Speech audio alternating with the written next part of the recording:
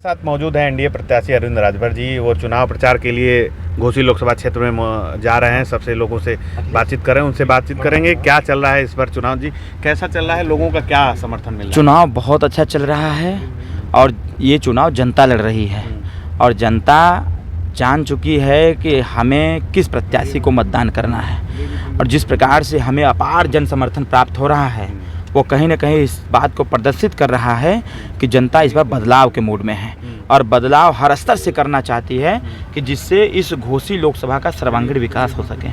और जनता भी जान रही है कि ये विपक्षियों की तो सरकार बननी है नहीं और हमारे क्षेत्र का विकास, हमारे गांव का विकास या फिर यहाँ के जो छोटी छोटी समस्याएं हैं इसका समाधान भारतीय जनता पार्टी एनडीए सरकार से ही हो पाएगा।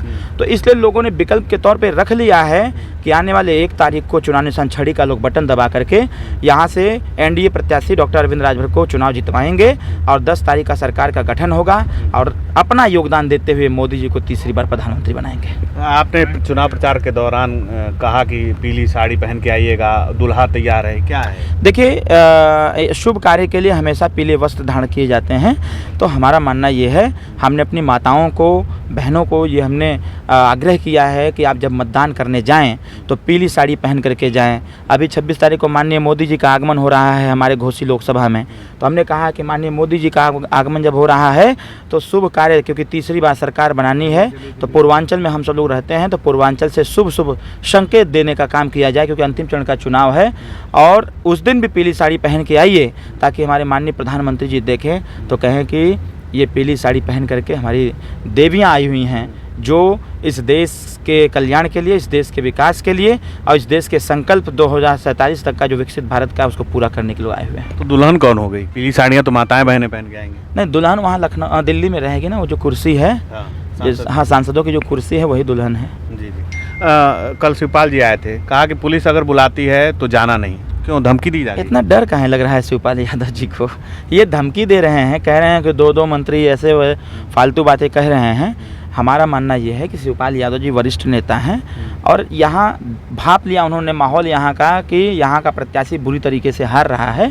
तो कहीं ना कहीं जो प्रत्याशी बुरी तरीके से हार रहा है तो वो प्रचार करने नहीं आए थे, वो अपने विपक्ष का जो प्रत्याशी है उनके पार्टी का, उसका माहौल ख़राब करने के लिए आए हुए थे। वो तो जो घाव शांत हो रहा था योगी जी और मोदी जी की सरकार में, उसको माननीय शिवपाल यादव जी ने उसको खरोचने का काम किया है, उसको ताज़ा करने का काम किया है।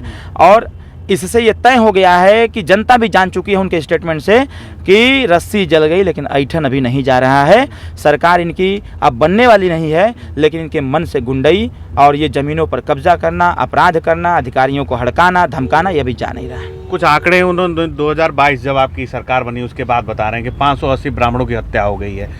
उस दिन से उनको याद नहीं आया था क्या, जब देवरिया में ब्राह्मणों की हत्या हो गई, कुशीनगर में ब्राह्मणों की हत्या हो गई, लखनऊ में ब्राह्मण की हत्या हो गई, कानपुर में ब्राह्मण की हत्या हो गई? ब्राह्मण विरोधी कौन है? ब्राह्मण विरोधी तो असली वही लोग हैं जो इस बात को कह रहे हैं। आज उनको याद आ रहा है ब्राह्मणों की, उस समय क्यों नहीं आया भाई?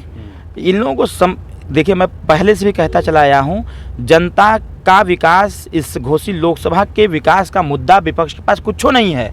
उनको पता है कि हमने तो कुछ किया नहीं है, अब आगे हम किस मुंह से वोट लेने जाएं? तो इसलिए माहौल खराब करने के लिए अनर्गल बातें कर रहे हैं। उनके पास विकास का कोई एजेंडा नहीं है, कोई थीम नहीं है, कोई थॉट नहीं है, कोई आइडियोलॉजी नहीं है जिससे कि घोसी लोकसभा का विकास हो सके।